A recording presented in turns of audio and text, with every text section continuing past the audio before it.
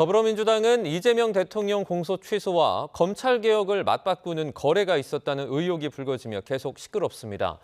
국민의힘은 김어준 씨를 고발하거나 특검으로 진실을 규명하자는 입장인데 저륜 결임은 후속 조치를 둘러싼 집안 싸움 해결도 녹록지 않아 보입니다. 국회 취재기자 연결합니다. 김철희 기자. 네, 국회입니다. 공소 취소와 검찰개혁까지 여권이 연일 잡음이네요. 네, 우선 민주당은 오늘 오후 본회의에서 대장동과 쌍방울, 대북 송금 의혹 등 7개 사건에 대한 국정조사 요구서를 보고하자는 데까지인 뜻을 모았습니다. 윤석열 정부 당시 정치검찰이 자행한 조작 수사와 조작 기소 전모를 규명해 공소 취소까지 이어가겠다는 건데요.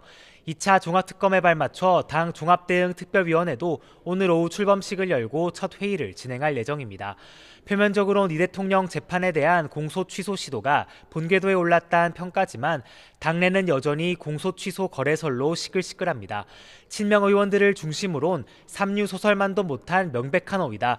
당 차원의 강력한 조치가 필요하다는 요구가 흘러나왔습니다. 허위 조작 기사에 대해선 명확하게 정정 보도를 요청하고 이뤄지지 않으면 고발했던 전례를 이번에도 지켜야 한다는 겁니다. 원조 친명 김영진 의원의 아침 라디오 발언 들어보겠습니다.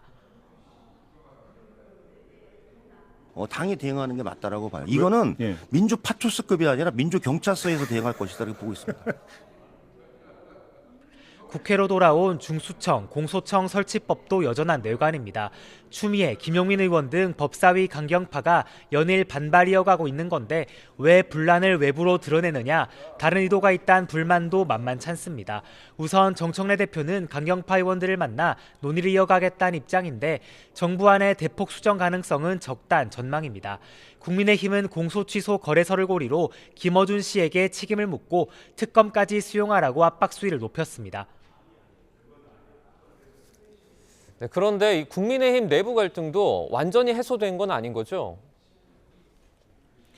네, 저륜결의문 도출 이후에도 당내에선 징계 철회와 극우 인사 출당 등 후속 조치 요구가 이어졌는데요. 장동혁 대표는 아침 회의에서 하나로 뭉쳐 선거에 승리하자며 구체적 방안을 처음 제시했습니다. 들어보겠습니다.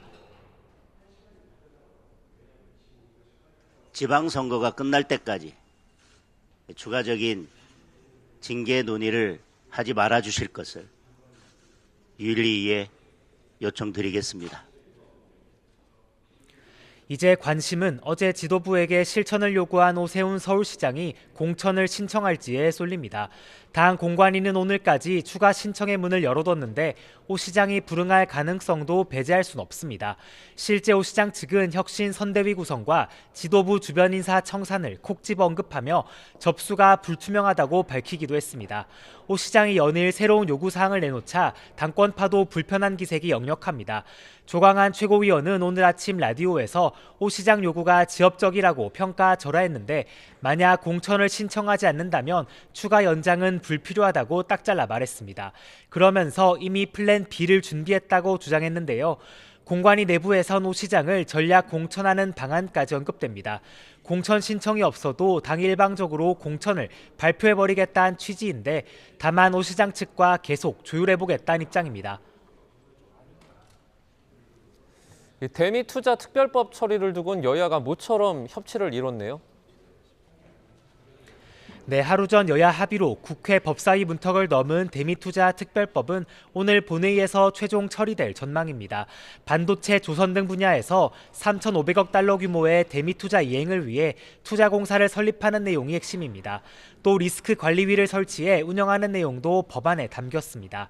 여야 원내 지도부는 조금 전 국회의장과도 회동했는데 특별법 처리 이후 이견이 없는 민생법안 수십 건을 처리하는 데도 뜻을 모았습니다.